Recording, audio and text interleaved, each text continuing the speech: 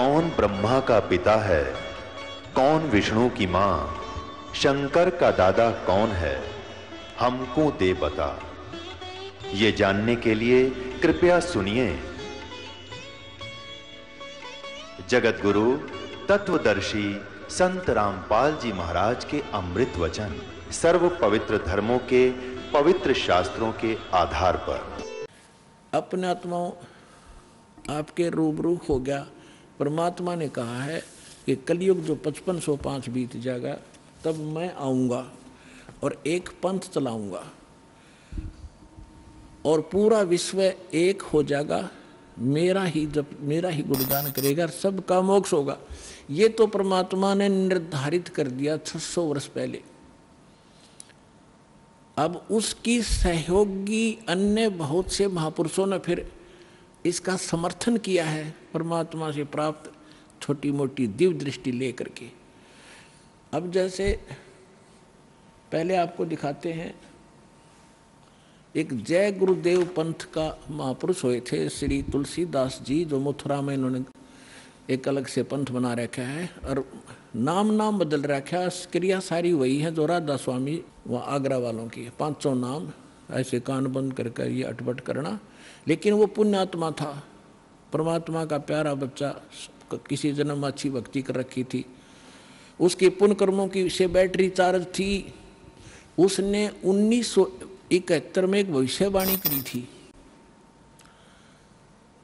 कि एक महापुरुष जो पूरे विश्व को सच्चा ज्ञान देगा, सारा संसार उसका आदर करेगा, वो प्रगट हो चुका है।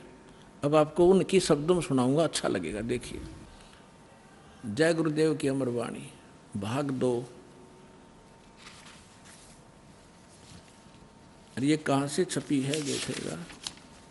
ये है श्री तुलसीदास जी, अब ते चले गए, जाए न जाना था। जय गुरुदेव की अमर वाणी, शाकाहारी सदाचारी बाल संघ से संकलित, प्रकाशक है दिव्या शर्मा, 88 साकेत कॉलोनी, मथुरा, उत्तर प्रदेश। और मूल्य इतने, मुद्रक है अर्जेंट प्रिंटर्स, पुराना बस स्टैंड, मथुरा, उत्तर प्रदेश। ये है वो महापुरुष। अब इसके चिल्ले क्या कहते हैं, विश्व को शांति अभी नीचे मिलेगी। जब तक ये यहाँ रहे डूणा नाश हो गया विश्व का, शांति नाम की चीज नहीं। अब आपको दिखाते हैं, इसके 58 पृष्ठ पर ले चलते हैं। 59 पृष्ठ पर देखिएगा, 59 पृष्ठ है, 59। और ये 28 अगस्त 1971 को साकारी पत्रिका में छपया। उस दिन इसने बोली है वाणी, क्या कहा है कि महापुरुष का जन्म भारतवर्ष के एक छोटे से गांव में हो चुका है।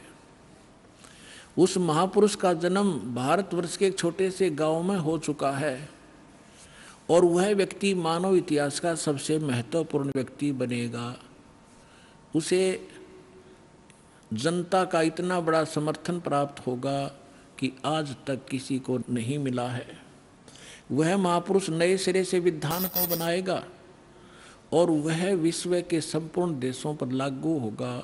उसका एक झंडा होगा, उसकी एक भाषा होगी। 28 अगस्त 1971 को इस तुलसीदास जय गुरुदेव वाले पंथ के प्रवर्तक ने ये भविष्यवाणी तो आगे की, उसने बता दी कि इसमें भविष्यवाणी भी है कैसा होगा, और यथार्थ वर्तमान वाणी बता दी, उसका जन्म हो चुका है 1971 में 28 अगस्त को। फिर लोगों ने पूछा कि भगवान ये तो बताओ वो कहाँ है, आप इतना जानते हो तो ये भी बता दो वो कहाँ है, कौन से गांव में है, छोटे से गांव में, ताकि हम उसको खोज लें। तो इसने फिर क्या बताया,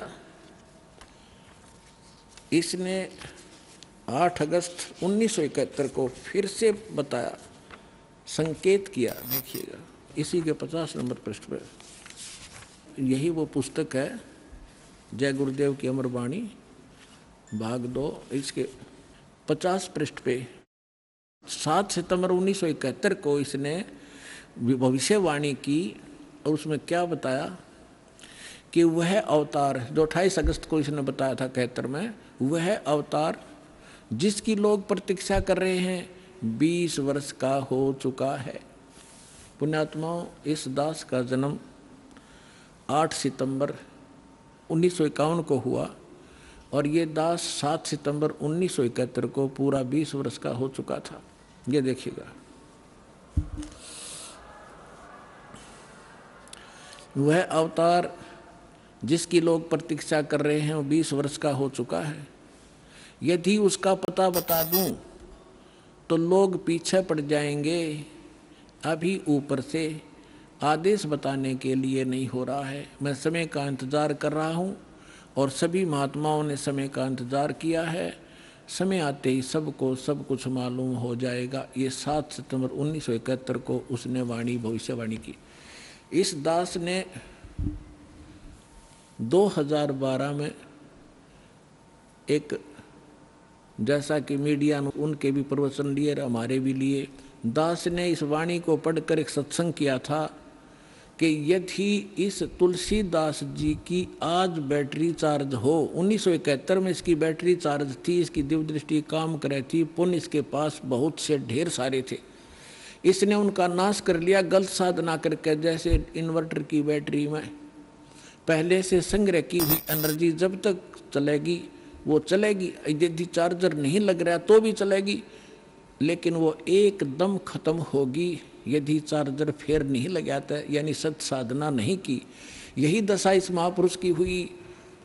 ये पुण्यात्मा था, इसने 1971 में इसकी दूरदृष्टि काम करे थी। इसने बिन की बिन बता दी कि वो उस महापुरुष, उसका जन्म हो चुका है और 7 सितंबर 1971 को 20 वर्ष का हो चुका है। लेकिन दास ने कहा कि यदि आज इसकी दिव्य दृष्टि काम करती है तो तुलसीदास जी बता दे अपने शिष्यों को कि जिसके बारे में मैंने 7 सितंबर 1971 को भविष्यवाणी की थी वो बरुवाला में आ रहा है, चले जाओ। लेकिन उसने ऐसा नहीं किया। लेकिन ऐसा ना करके बल्कि विरोध किया उसके अनुयायियों ने, तो परमात्मा ने उसको इसीलिए जीवित रखा था। 108 वर्ष का हो गया था कि शायद ये अपने ऊपर से भार तार दे और मेरा काम हल्का हो जाए, भगवान ने सोचा था। लेकिन अहंकार भर गया उस प्राणी में, लाखों करोड़ों शेष हो गए। हरिब क्या करेंगे वो करोड़ कहाँ जाएंगे, आप पता नहीं कौन सी योनि भोग रहा होगा। तो दास ने कहा था कि अगर इसके अंदर आज वो दिव्य दृष्टि है तो बता दे, नहीं तो ये फ्यूज हो चुका है। जब उसने नहीं बताया तो 6 महीने के अंदर उसकी टिकट कट गई, चला गया।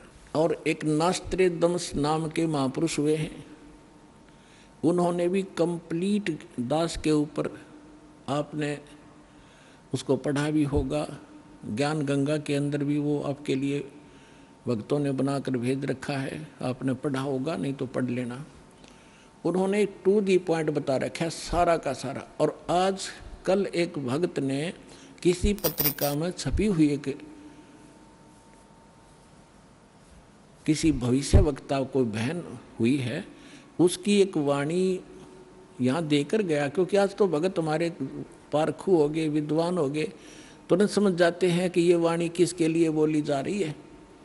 तो वो यहाँ देकर गए, उसको कल हमने देखा और आज आपके रूबरू कर रहे हैं, जिसके अंदर कमाल कर रखा है। यह पत्रिका जो दास आपको दिखा रहा है, ये केवल 2 पेज देकर गया कोई भक्त, यहाँ किसी भक्त को इसमें पत्रिका का नाम नहीं है, लेकिन इसमें वाणी जो लिखी है ये कमाल की है, देखिएगा, यथार्थ है। इसका फिर भक्तों ने इस YouTube पर भी खोजा है, जो का त्यों पाया है, देखिएगा। अब आपको पढ़कर सुनाएंगे। एक फ्लोरेंस नाम की भविष्य वक्ता हुई है अमेरिका में, और उसने इस दास के बारे में, एक महापुरुष के बारे में, ये तो आप कहने की जरूरत नहीं, बार बार कहना अच्छा भी ना लगता, आप पे पता लग जाएगा सब सारे लक्षणों को जब आपके रूबरू किया जाएगा। इसने कहा कि ये देखिएगा, विश्व प्रसिद्ध भविष्य वक्ता फ्लोरेंस ने भविष्यवाणी की है कि तीसरा विश्व युद्ध नहीं होगा, वह भारत के प्रयासों से टल जाएगा। एक दिव्य महापुरुष की विचारधारा से भारत में एक आध्यात्मिक लोग सत्ता में आएंगे। उस महापुरुष के अनुयायी उनकी इस नई विचारधारा को विश्व में फैलाएंगे, भारत ही नहीं पूरे विश्व के लोग उस विचारधारा से प्रभावित होंगे। भविष्य वक्ता फ्लोरेंस की महत्वपूर्ण वाणियाँ। अब देखिए, ये है वो, पूरा देखना एक बार। ये है वो बहन जिसका फोटो है, ये चित्र बना है इस पत्रिका के अंदर। ये वो बहन खड़ी है, जैसे एक फिलोसफर की तरह इनकी दृष्टि स्पष्ट दिखाई दे रही है। अब इसके हम आगे और पढ़ेंगे तो आनंद घना होगा। इसकी हमने फोटो स्टेट कर रखी है, इसमें निशान लगा रखे, इसमें कुछ उभरे हुए अक्षर हैं, अच्छे पढ़े जाएंगे। देखिए, इसमें ज़्यादा ना पढ़ के हम अपने काम का पढ़ेंगे। वो हमने 53 पर पढ़ा था, ये हमने 53 पृष्ठ है इसका, इस पर पढ़ा था। ये यहाँ 53 पृष्ठ है, यहाँ देखा था 53 पृष्ठ पे। और अब हम यहाँ पढ़ेंगे 54 पृष्ठ पे। ये 54 पृष्ठ है। अब देखिएगा यहाँ क्या लिखा है। पहले उसने बताया कि इस प्रकार बहुत सी भविष्यवाणियाँ इसकी इराक के राष्ट्रपति सद्दाम हुसैन ने अमेरिका से युद्ध किया, इस प्रकार की बहुत सी खतरा मंडला रहा था, टल गया। फ्लोरेंस की इतनी भविष्यवाणियाँ सच साबित हुई हैं कि कोई उनकी भविष्यवाणियों पर शक तक नहीं कर सकता। वैज्ञानिक भी उनकी भविष्यवाणियों के सच होने से आश्चर्यचकित हैं। फ्लोरेंस ने अपनी भविष्यवाणी में कई बार भारत का जिक्र किया है। The fall of sensational culture नाम की अपनी पुस्तक में उन्होंने लिखा है, सन 2000 आते आते प्राकृतिक संतुलन भयावह रूप से बिगड़ेगा।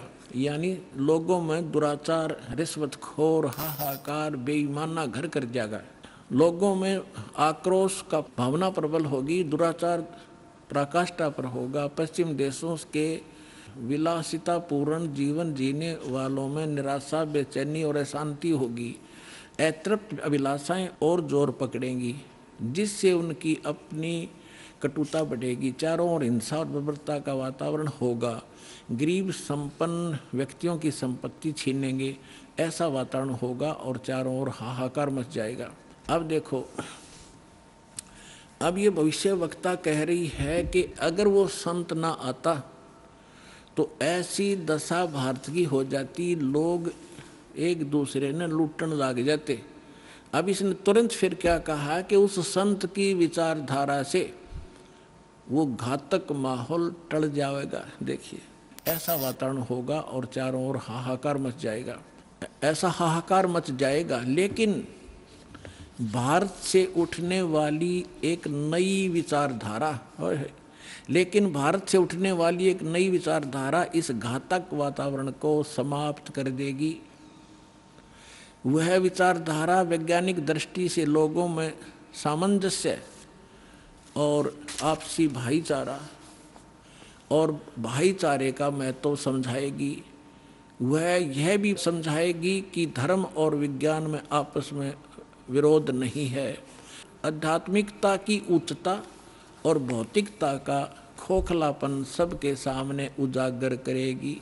अपने आत्माओं, ये तो चलो इन भविष्य वक्ताओं का तो इतना काम समझ लो आप, जैसे परमात्मा ने विद्वान बना दिया, पृथ्वी और सूरज बना दी, सब नक्षत्र बना दिए और अपने आप निर्धारित है कि इस समय 6:20 पर सूर्य उदय होगा। अगर कोई खगोल भगोल का ज्ञाता अब बता दे कि फलानी तारीख को 6:20 पर सूर्य उदय होगा, वो ना बताता तो भी उसी समय होना ही था वो, क्योंकि उस परमात्मा ने वो निर्धारित सिस्टम बना ही रखा है। तो ये ना बताते तो भी परमात्मा ने पहले बोल ही रखा है, निर्धारित दिन ठीक धर रखा है, वो तो ये होना ही होना था। ये बता रहे हैं तो आपके लिए और ज़्यादा गोल्डन चांस है। सभी पुण्यात्माओं ने देर नहीं करनी चाहिए। महापुरुष बार बार कोई झूठ बोल रहे हैं, परमात्मा ने कहा, सब संत कहें, और ये भविष्यवक्ता बताने लग रहे जो इस देश से भी संबंधित नहीं थे, और फिर भी नहीं समझोगे तो कति बालक हो तुम, तो बुद्धि ही नहीं दी फिर आपको। देखिएगा अब क्या, जैसे दास बहुत बार आपको समझाता है, हर एक प्रवचन में परमात्मा ने जो पहले बोला था वही दास आज बता रहा है। और अभी भी बहुत से मेरे अधिकतर जितने भी प्रवचन होते हैं इसी आधार पर होते हैं कि आप क्या कर रहे हो। आप यहाँ अरबपति बन गए, खरबपति बन गए, दुनिया न लूट लूट के और वो सारा छोड़कर चले गए। सर्व सोने की लंका थी वह रावण से रणधीरम, एक पलक में राज विराजी जम के पड़े जंजीरम। चक्रवर्ती राजा था, सारी पृथ्वी पर शासन करे था, चूहा बनकर एक बिल खोद कर रह रहा है। खा कहिए कहते राम रट निर्धन भला, टूटी घर की छान, वह सुंदर महल किस काम के, जा भक्ति नहीं भगवान। तो यहाँ ये बताना चाह रहे हैं, ये माइन बहन ने बताया है कि वो संत की विचारधारा से आध्यात्मिकता की उच्चता और इस भौतिकवाद का खोखलापन उजागर होगा। ये हो रहा है आपके सामने और सबकी आत्मा मान रही इस बात को, सचमुच ऐसा है। देखिए ये कह रहे हैं कि आध्यात्मिकता की उच्चता और भौतिकता का खोखलापन सबके सामने उजागर करेगी। मध्य वर्ग उस विचारधारा से बहुत प्रभावित होगा। आप जितने यहाँ आ रहे हो बिल्कुल मीडियम वर्ग के बच्चे हो सारे, बिल्कुल। और देखो कैसे आप उमड़ उमड़ कर आ रहे हो, कैसे मान रहे हो दास ने जो बोल दिया फाइनल है, ना किसी को लेना है ना देना है। विवाह एक सिंपल वे से करना है। हम विवाह के ऊपर इतना खर्चा कर देते हैं, फिर आगे छूचक बात पता नहीं कितने कुबाड़ हमने सर पर रख लिए। जब ब्रह्मा विष्णु महेश का ब्याह किया था दुर्गा ने, ना कोई बाती था ना बराती था, ना कोई जलेबी तारे था, ना कोई डीजे बजानिया था। उठाकर कह दिया ले भाई ब्रह्मा या तेरी पत्नी सावित्री अपना घर बसा बेटा, लक्ष्मी दे दी विष्णु को ले बेटा या तेरी पत्नी जाओ अपना घर बसाओ, और शंकर जी को पार्वती दे दी जाओ भाई हो गया ब्याह। और ये बाकी बकवाद तो बेमतलब की है जो हम किया करते थे, अपने सिर पर बोझ धर लिया सारा जीवन इन बकवादों के लिए, जोड़े जाते लुटे जाते यहीं फूक जाते। अब देखिएगा खोखलापन उजागर कर देगी। मध्य वर्ग उस विचारधारा से बहुत प्रभावित होगा। यह वर्ग समाज के सभी वर्गों को अच्छे समाज के निर्माण के लिए उत्प्रेरित करेगा। यह विचारधारा पूरे विश्व में चमत्कारी परिवर्तन लाएगी। मुझे अपनी छठी अतीन्द्रिय शक्ति से ये एहसास हो रहा है कि इस विचारधारा को जन्म देने वाला एक महान संत भारत में जन्म ले चुका है।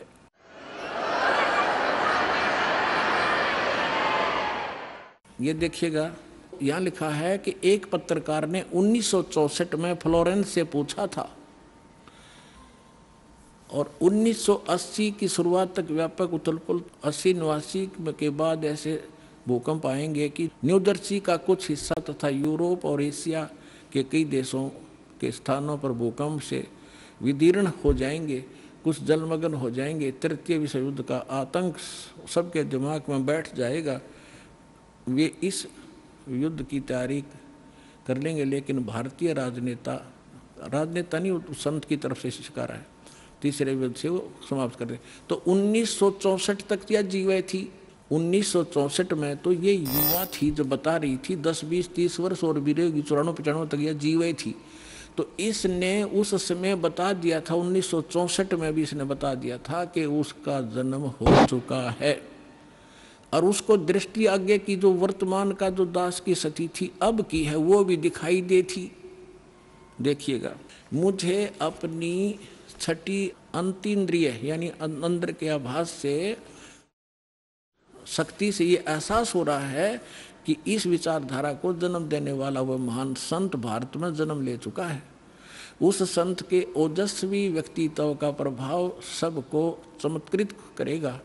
उसकी विचारधारा अध्यात्म के कम होते जा रहे प्रभाव को फिर से नई स्फूर्ति देगी। चारों ओर आध्यात्मिक वातावरण होगा। ओए होए, दास बार बार कहता रहा है कि यदि परमात्मा इस दास के माध्यम से फिर से अपनी यथार्थ भक्ति नहीं प्रारंभ करते तो आने वाले 50 वर्ष के बाद हिंदुस्तान में कोई राम कहानियाँ नहीं पाओ, ऐसी हाहाकार मच जाती।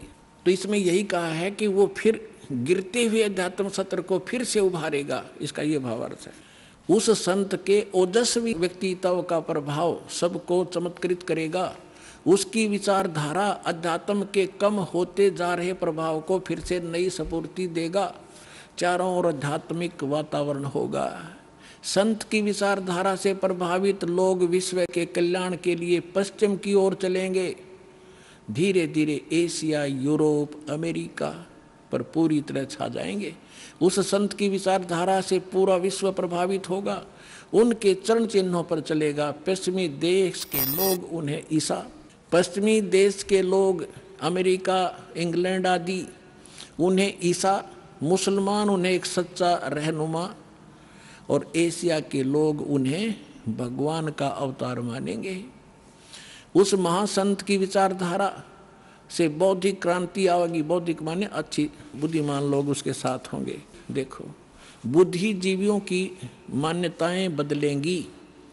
जो ये अंग्रेज पाके बैठे बड़े बड़े अफसर कहते हैं नवी सोचने पर विवश होना पड़ेगा कि तुम कर क्या रहे हो, करना क्या चाहिए था। बुद्धिजीवियों की मान्यताएं बदलेंगी, उनमें ईश्वर के प्रति श्रद्धा और विश्वास की कोपलें फूटेंगी।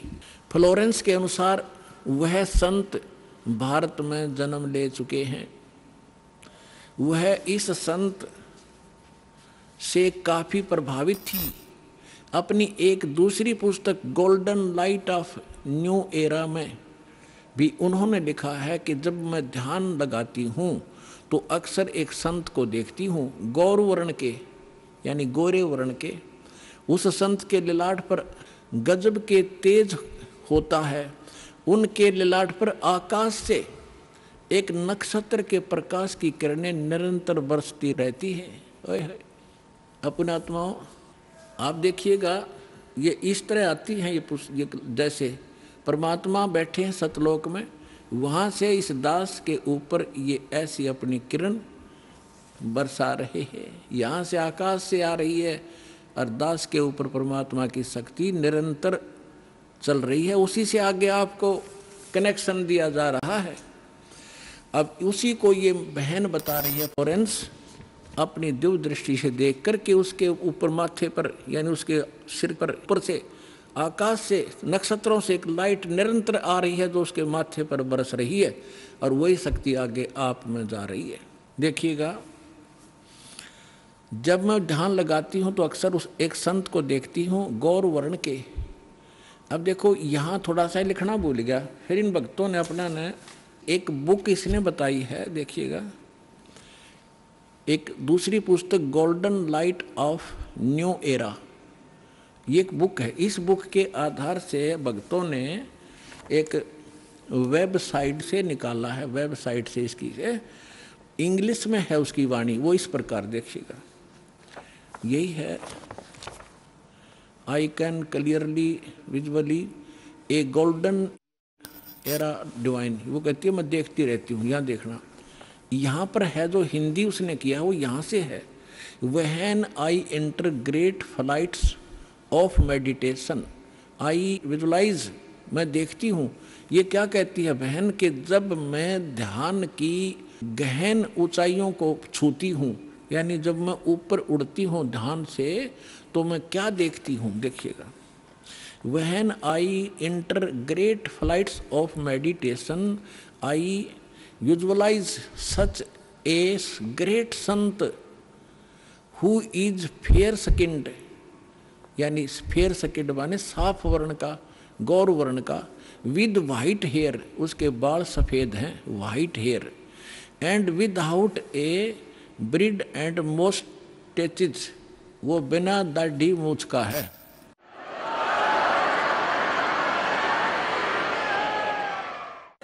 और उसके सफ़ेद बाल हैं। दास की इस एज को वो उस समय देख रही थी कि उस समय वो ढूंढा ठावेगा। अब उसी का अंश इसने यहाँ थोड़ा सा कम अनुवाद कर पाया, ये भूल गया होगा। इसने अपनी दूसरी पुस्तक golden light of new era में भी लिखा है, जब मैं ध्यान लगाती हूँ तो अक्सर एक संत को देखती हूँ गौर वर्ण के, आगे लिखना भूल गया, सफ़ेद बाल थे, बिना दाढ़ी मूछ का। अब दरअसल क्या है कि ये कोई पत्रकार ने उस वाणी को, उसकी बोली हुई को अपने ढंग से चित्रार्थ किया है। तो इन लोगों का दृष्टिकोण था किसी और संत पे कि वो हो सकता है। इसमें लिख रखा है कि वो श्री राम शर्मा होगा। इस अंग्रेजी वाले ने आगे चल के दो, जैसे गीता मूल तो सही है, मूल पाठ गीता का, अनुवादकर्ताओं ने अपने हिसाब से श्री कृष्ण का ऊपर बना रखी थी, श्री कृष्ण बोल रहा है गीता। तो ये लोग ऐसे यहाँ ये जान के छोड़ गया कि वो सफ़ेद बाल होंगे और बिना दाढ़ी मूछ वाला होगा। हैं इसलिए यहाँ छोड़ गया। इसमें इंग्लिश वाली में उसकी में साफ लिखा है, वो उसकी अपनी बोली हुई भविष्यवाणी है अपनी भाषा में। यहाँ देखिएगा, जब मैं ध्यान लगाती हूँ तो अक्सर एक संत को देखती हूँ गौर वर्ण के। उस संत के ललाट पर गजब के तेज होता है। उनके माथे पर ललाट पर आकाश से एक नक्षत्र के प्रकाश की किरणें निरंतर बरसती रहती हैं। मैं देखती हूँ कि वह संत अपनी कल्याणकारी विचारधारा तथा अपने सच्चरित्र प्रबल अनुयायियों की शक्ति से पूर्ण विश्व में नए ज्ञान का प्रकाश फैलाएगा। आप देख रहे हो, बंदी छोड़ के बच्चे कहाँ जा करके दूर दूर जा करके आज प्रचार कर रहे हैं परमात्मा के ज्ञान का। वह संत अपनी कल्याणकारी विचारधारा तथा अपने सच्चरित्र प्रबल अनुयायियों की शक्ति से संपूर्ण विश्व में नए ज्ञान का प्रकाश फैला रहे हैं। वह संत अपनी शक्ति निरंतर बढ़ा रहे हैं। उनमें इतनी शक्ति है कि वह प्राकृतिक परिवर्तन भी कर सकते हैं।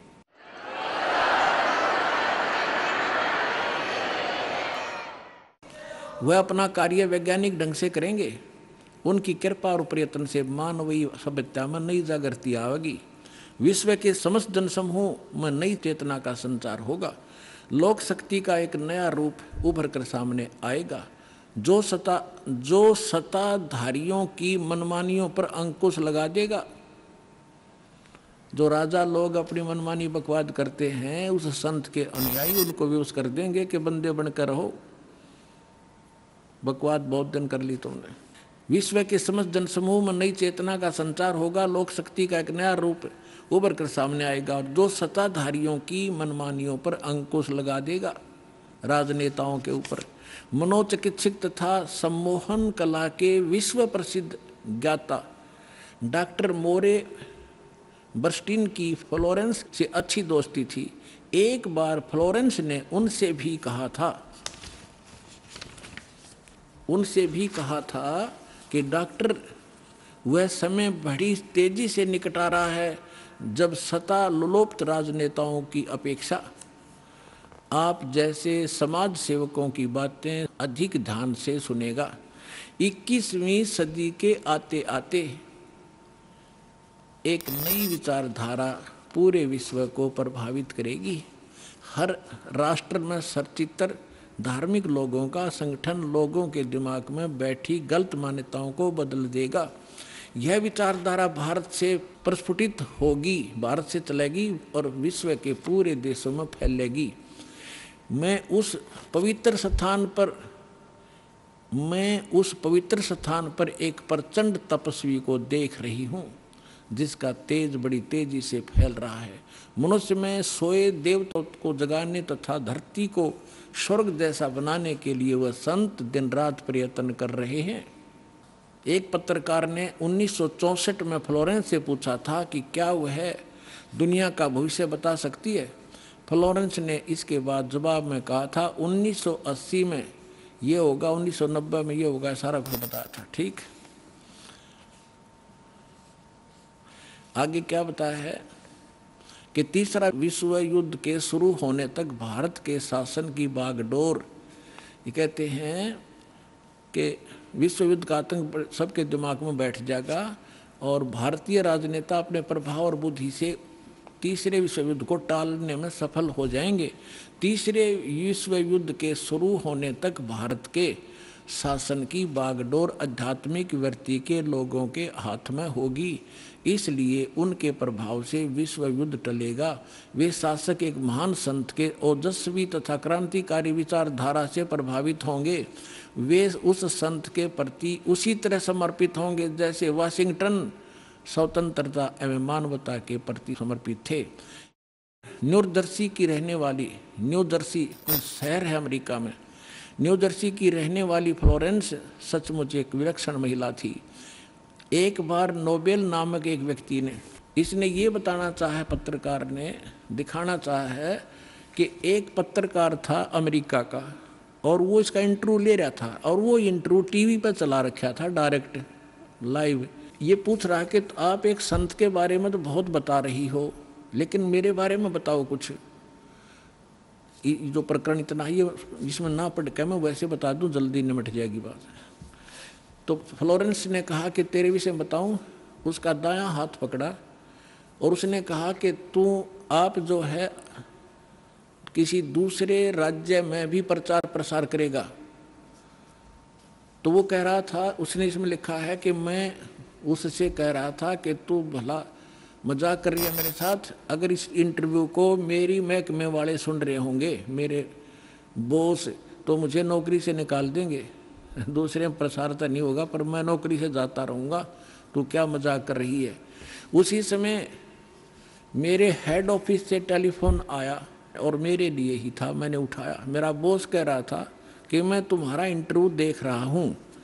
मैं हैरान हूँ कि हमने निश्चय कर लिया है आपको न्यूयॉर्क के अंदर प्रचार प्रसार के लिए भेजना है। कल ही इसका डिक्लेयर करेंगे, फाइनल हो चुका है। मैं हैरान हूँ, तुम्हारा इंटरव्यू मैं सुन रहा हूँ कि इस फ्लोरेंस को कैसे पता चला, और आप जल्दी आ जाइए, आपको वहाँ भेज रहे। तो ये कहने का तात्पर्य है, वो इंटरव्यू लेने वाला ये कह रहा है उसकी इतनी सटीक भविष्यवाणी थी, तो वही कह रही है जो संत के बारे में उसकी झूठी नहीं हो सकती। अब देखिए, अब यहाँ देखिएगा, ये मैंने छोड़ दिया, यहाँ वही बता रहा था। ये टीवी के कार्यक्रम के दौरान उनसे बोला, मैं बोला, पत्रकार कह रहा है, आप भारत में जन्म ले चुके संत के बारे में तो अक्सर बताती रहती हो, मैं अपने बारे में भी कुछ जानना चाहता हूँ, बताइए। फ्लोरेंस ने उसके दाहिने हाथ को थाम लिया और बोली, आप बहुत जल्दी किसी दूसरे राज्य में प्रसारण करेंगे। नोबेल ने एक प्रसारण सेवा के, वो एक कर्मचारी थे उस प्रसारण सेवा के, इस बात पर हंसने लगे।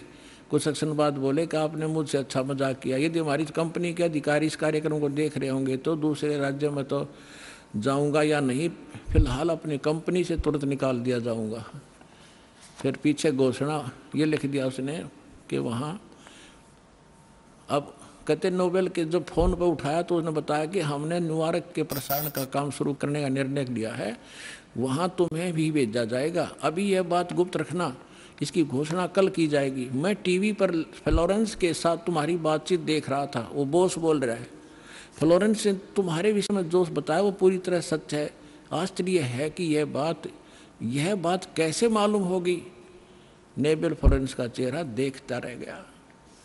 अब उस लड़की में इतनी सटीक भविष्यवाणी ये सिद्ध की इसने, और उसी ने उस संत के बारे में की। आगे फिर देखना, कुछ पत्रकारों ने उनसे एक बार पूछा था कि वह भविष्य को कैसे देख लेती है तथा गायब व्यक्ति या वस्तुओं का पता कैसे लगा लेती हैं। तो फ्लोरेंस ने बताया, मुझे स्वयं नहीं मालूम कि यह कैसे संभव हो जाता है। मैं भविष्य के विषय में एक बहुत महत्वपूर्ण बात बता रही हूँ। बार बार कहा करती हुआ कि 20वीं सदी के अंत में भारतवर्ष में 1997 के आसपास एक प्रकाश निकलेगा। वह प्रकाश पूरी दुनिया को उन दैवी शक्तियों के विषय में जानकारी देगा जो अब तक हम सभी के लिए रहस्यमय बनी हुई थी। एक दिव्य महापुरुष द्वारा यह प्रकाश पूरे विश्व में फैलेगा। वह सभी को सतमार्ग पर चलने की प्रेरणा देगा। समस्त दुनिया में एक नई सोच की ज्योति फैलेगी। जब मैं ध्यान अवस्था में होती हूँ तो अक्सर यह दिव्य महापुरुष मुझे दिखाई देते हैं। फ्लोरेंस ने एक बार कहा, इस संत या दिव्य महापुरुष का जिक्र किया है, साथ ही यह भी बताया है कि उत्तरी भारत के एक पवित्र स्थान पर वह मौजूद है, बरवाला में।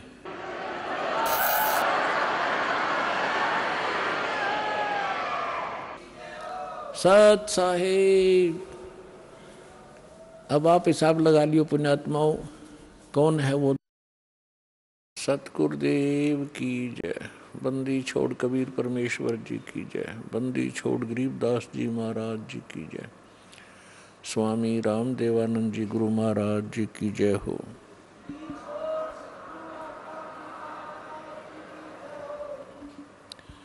गरीब नमो नमो सतपुरुष को नमस्कार, गुरु के नहीं, सुर नर मुनि जन साधुआं संतों सर्वस दे नहीं।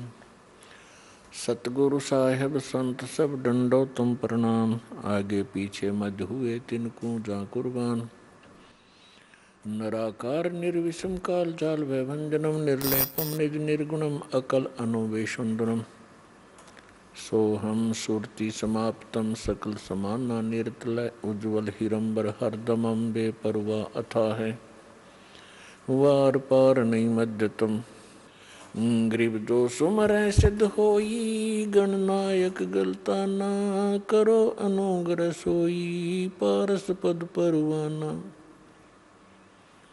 आदि गणेश मनाऊं गणनायक देवन देवा चरण कमल लो लाऊं आदंत करूं सेवा परम शक्ति संगीतम रिद्धि सिद्धि दाता सोई अवगत गुण अतीतम सत्य पुरुष निर्मोही जगदम्बा जगदीशम मंगल रूप मुरारी तन मन अर्पों शीशम भक्ति मुक्ति भंडारी सुर नर मुनि जन जावे ब्रह्मा विष्णु महेशा शेष सहस मुख गावे पूज्य आदि गणेशा इंद्र कुबेर सरीखा वरुण धर्म राय धामे समर्थ जीवन जी का मन इच्छा फल पावे 33 कोटि आधारा जावे से 88 उतरे भव जल पारा कट है यम की फांसी 33 कोटि आधारा जावे से 88 उतरे भव जल पारा कट है यम की फांसी कर जोरूं विनती करूं धरूं चरण पर शीश गुरु जी राम देवानंद जी महाराज ने दियो नाम बख्शीश कोटि कोटि सिजदा करूं कोटि कोटि प्रणाम चरण कमल में राखियो मैं बांदी जम गुलाम कुत्ता हूँ गुरुदेव का रामपाल दास का नाम गले प्रेम की जेवड़ी जाखें चोहा जाऊं तो करो तो बावड़ू दूर दूर करो तो जाऊं जो राखो तो ही रहूं जो देवो सो खाऊं। परम पिता परमात्मा पूर्ण ब्रह्म सारी सृष्टि के रचनहार कबीर परमेश्वर जी की असीम रजा से आप परमात्मा की प्यारी आत्माएं परमेश्वर की महिमा सुनने के लिए उपस्थित हुए। पुण्यात्माओं, परमेश्वर ने आके हमें ज्ञान कराया कि जिस लोक में आप रह रहे हो ये आपका स्थायी स्थान नहीं है, लेकिन अभी तक हमें इसका कोई विकल्प दिखाई नहीं देता। हमने अपने दादे परदादों को, अपने पूर्वजों को ऐसे ही क्रियाएं करते देखा। उनकी मृत्यु होगी, उसके बाद उनकी क्रियाक्रम कराते रहो, इसको अंतिम इस जीवन का लक्ष्य मान लिया था। अब परमात्मा ने आके बताया है, परमेश्वर ने कि बच्चों तुम यहाँ के वासी नहीं हो, आप एक ऐसे स्थान से आए हो जिसकी कसक आज भी आपके हृदय के अंदर है, और उस सुख की खोज में आप इस काल के लोक में लगे हुए हो। जैसे परमात्मा ने आके बताया है कि इस काल ने अपनी माया से, दुर्गा से ऊपर के लोगों की, परमात्मा वाले लोगों की एक नकल करवा रखी है, झूठी, डुप्लीकेट, हूबहू। ऐसे ही सतलोक के अंदर नर नारी हैं और उसमें बहुत ही सुख पदार्थ है और वहाँ कोई दुख नहीं है। तो काल ने भी यहाँ ऐसी ही नकल कर दी, लेकिन हमारा जो बॉडी है प्रत्येक प्राणी का ये 5 तत्वों से बनवा दिया और वहाँ पर केवल एक तत्व से है, नूरी तत्व से। उसमें वृद्ध अवस्था नहीं है, वहाँ मृत्यु नहीं होती, वो अदर अमर शरीर है। अब जैसे नमक की बोरी हो, नमक का ढेर पड़ा हो या किसी बोरी में रखा हो और एक तरफ बूरा रखी हो,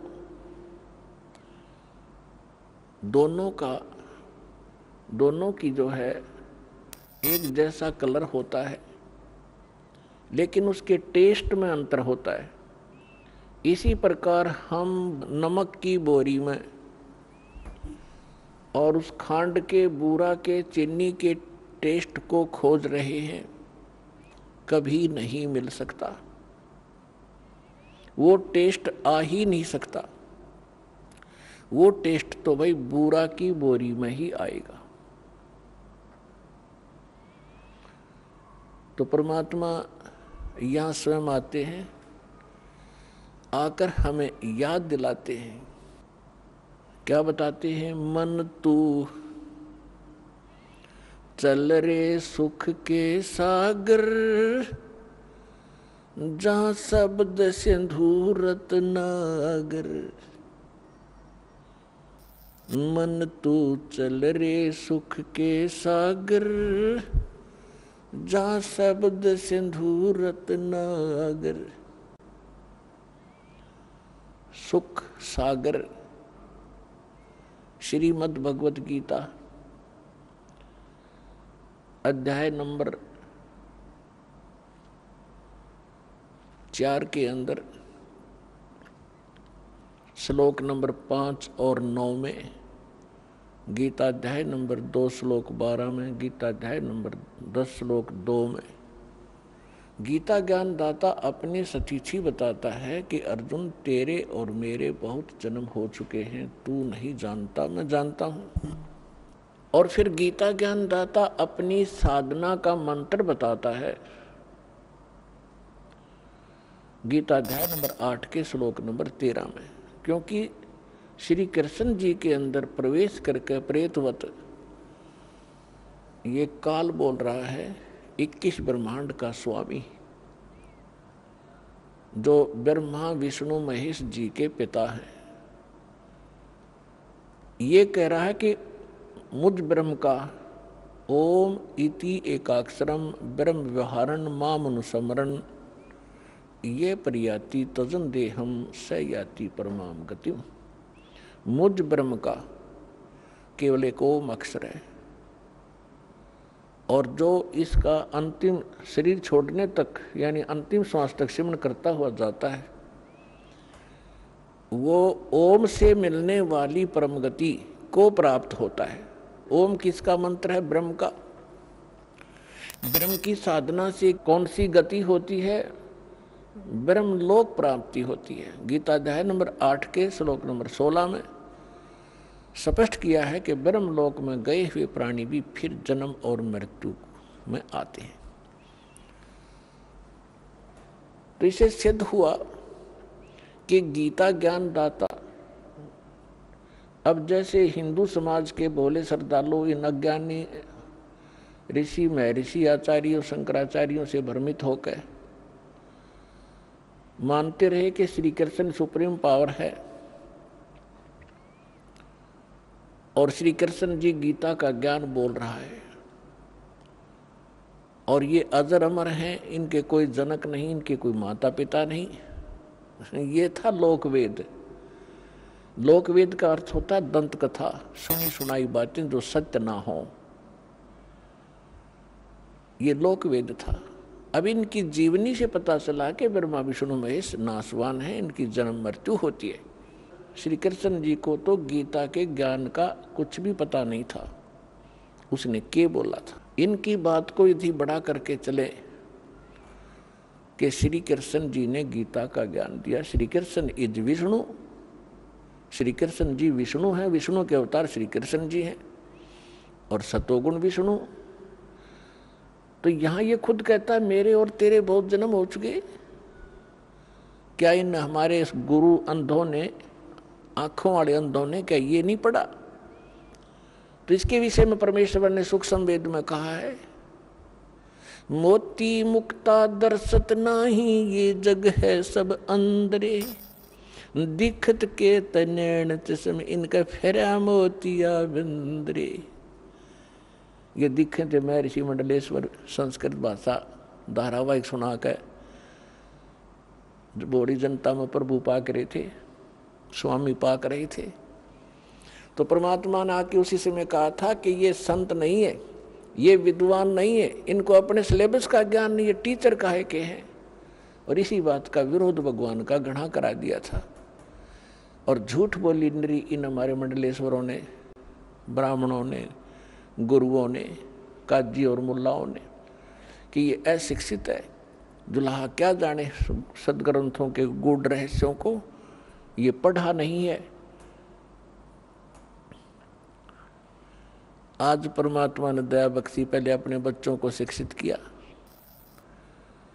सदग्रंथ सिंपल भाषा में उन्हीं से अनुवाद करवा दिया। यदि ये दास अनुवाद करता, वो तो करना ही ऐसे था, लेकिन ये फिर भी टांग अड़ा देते कि रामपाल ने संस्कृत ना आती।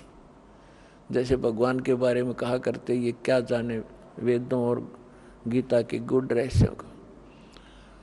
तो परमात्मा का काम कच्चा नहीं होता। 600 वर्ष पहले धर्मदास जब चिंतित गणे हो गए थे, जब कह दिया था भाई चिंता ना करे, जब कलयुग 5500 वर्ष बीत जाएगा फिर आकर मैं सब न पार करूंगा, तेरे वंशज भी पार हो जाएंगे, पूरा विश्व पार होगा।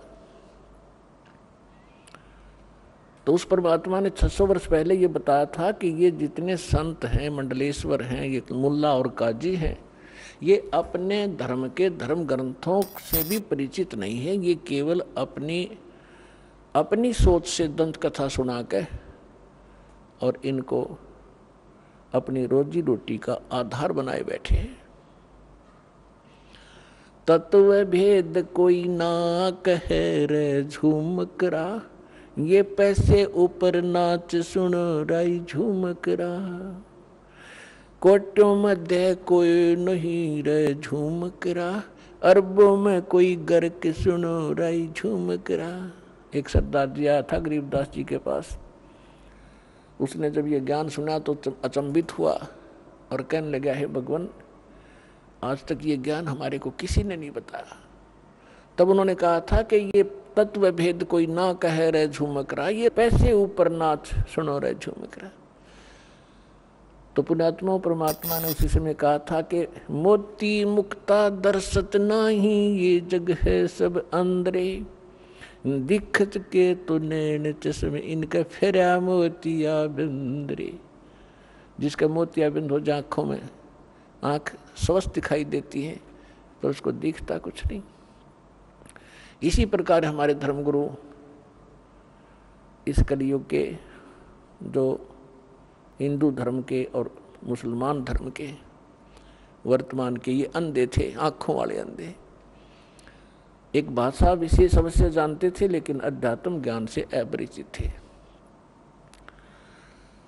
तो उन्होंने ये नहीं पढ़ा कि खुद कह रहा है कि मेरी जन्म मृत्यु होती है।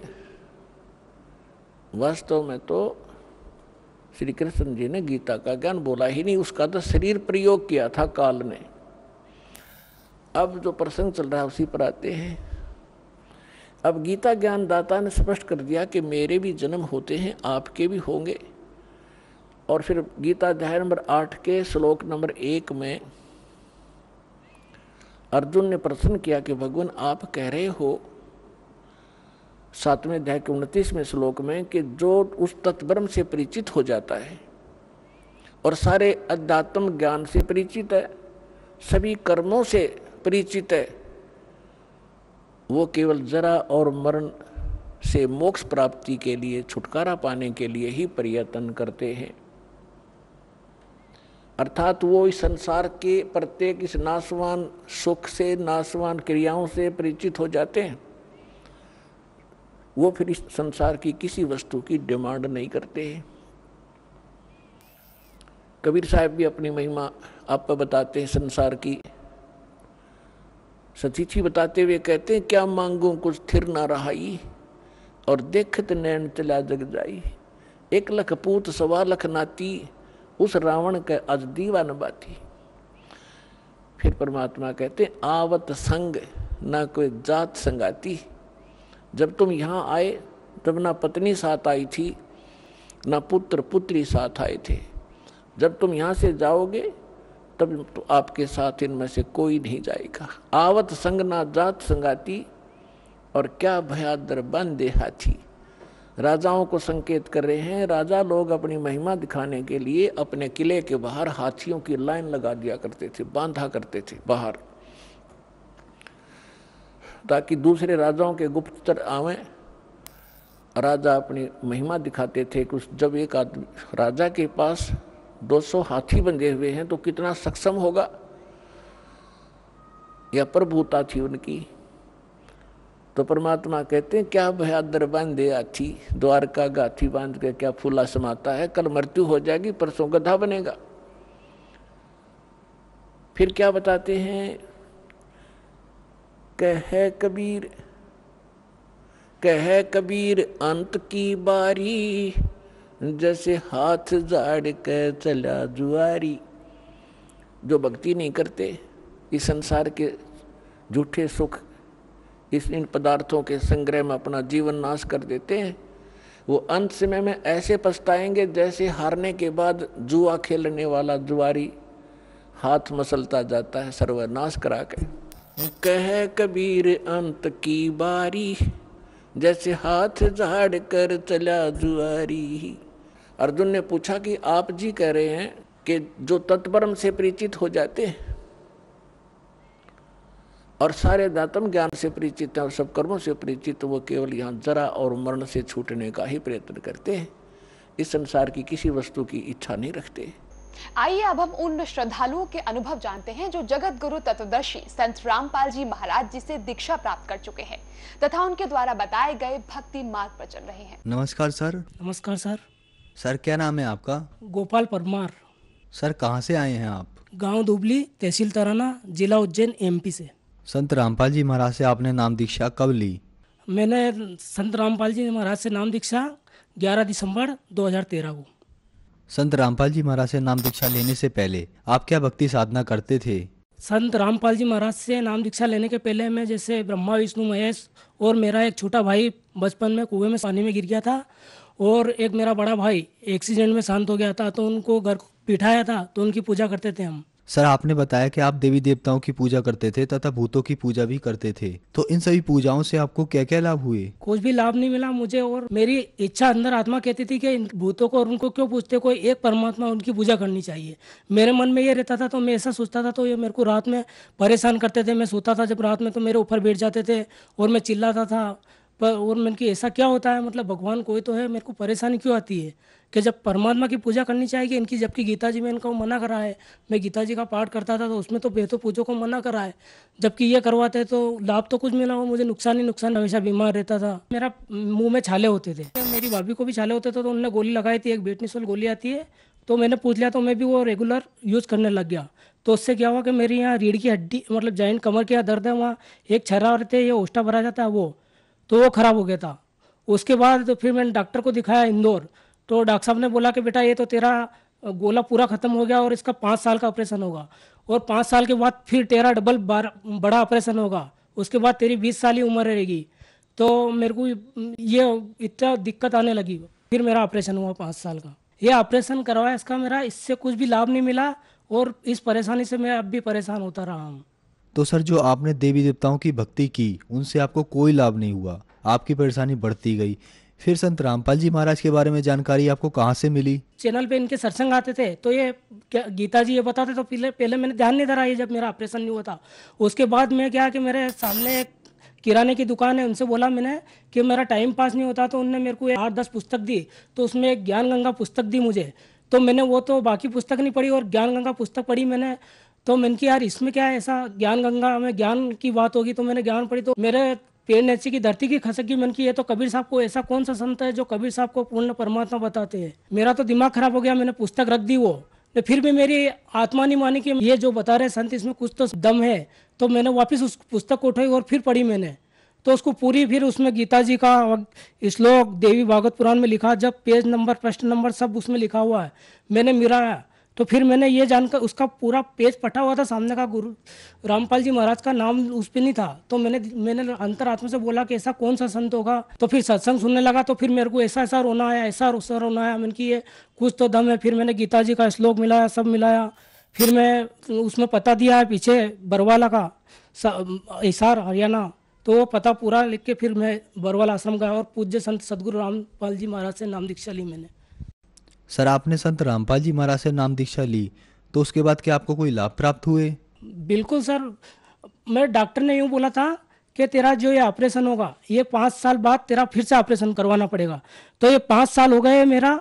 जब अब डॉक्टर को मैं वापस दिखाने गया था अभी 4-5 महीने, तो डॉक्टर ने ऐसा बोला कि तेरे ऑपरेशन की कोई ज़रूरत नहीं है अभी, 50 साल बाद। अभी मेरी उम्र 42-43 साल हो गई है, तो 50 साल बाद देखेंगे, तेरी ऑपरेशन की ज़रूरत नहीं है। उसके बाद से आज तक मेरे को कोई परेशानी नहीं है। मैं खेत पे भी जाता हूँ, काम भी करवाता हूँ। रात को जब सोता था तो मुझे भूत प्रेत और ये सब सताते थे।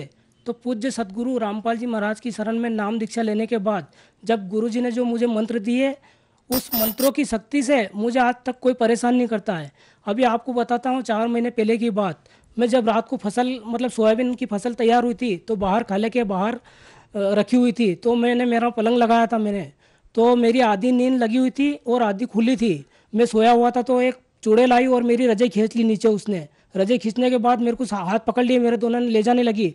तो मैंने कि तू कहाँ ले जा रही है मेरे को? तो मैं ले जाऊंगा तेरे को, और तेरे से पहले मैं 4-5 को ले जा चुका हूँ और तेरे को भी ले जाऊंगा।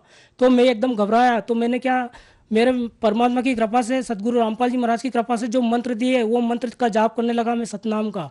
तो उससे वो ऐसी, मतलब उसके हाथ मेरे, तो वो ऐसी झुझक डरने लगी, चिल्लाने लगी कि मुझे छोड़ दो, मुझे छोड़ दो। मैं आपसे पहले 4-5 को ले जा चुकी हूँ, मुझे छोड़ दो। अब मैं आप कभी जिंदगी में लौट कर इधर नहीं आऊँगी और आपको कभी परेशान नहीं करूँगी। तो पूज्य सदगुरु रामपाल जी महाराज की कृपा से मुझे आज तक उसने परेशान नहीं करा। पहले मैं नशा करता था, पूज्य सदगुरु संत रामपाल जी महाराज की शरण में आने के बाद आज तक तो मैंने बीड़ी को हाथ नहीं लगाया और पी भी नहीं। और पीना तो दूर की बात, जो मेरे दोस्त पीते हैं उनसे भी मना करता हूँ कि ये बहुत बेकार चीज़ है, इससे आपको ये नुकसान हो रहा है, ये मैं बताता हूँ मेरे मित्रों को। सर संत रामपाल जी महाराज की शरण में आने के बाद आपको अनेकों लाभ प्राप्त हुए, तो जो श्रद्धालु आज आपको सुन रहे हैं उनको आप क्या संदेश देना चाहते हो? मैं उन्हें ये संदेश देना चाहता हूँ कि आप भी सदगुरु रामपाल जी महाराज का सत्संग सुनो, और जैसे मैं दुखी था, मेरे को इतनी बीमारी थी, मुझे लाभ हुए, वो आपको भी मिल सकते हैं अगर आप सदगुरु रामपाल जी महाराज की शरण में आओगे और नाम दीक्षा लोगे, तो आपका कल्याण हो जाएगा और मोक्ष भी मिल जाएगा परमात्मा की कृपा से। सर संत रामपाल जी महाराज से नाम दीक्षा कैसे ले सकते हैं? पूज्य संत सदगुरु रामपाल जी महाराज से जो गुरुजी के चैनलों पे सत्संग आते हैं, उनके नीचे एक पट्टी आती है, उस पर फ़ोन नंबर और सभी आप फ़ोन नंबर लगाओ, उस पर आपको जानकारी मिल जाएगी। सदगुरु जी की कृपा से हर प्रदेश में, हर मतलब ज़िले में व्यवस्था दे रखी है, आपको सारी जानकारी मिल जाएगी। आप वहाँ से जानकारी ले के नाम दीक्षा ले सकते हो। धन्यवाद सर। धन्यवाद।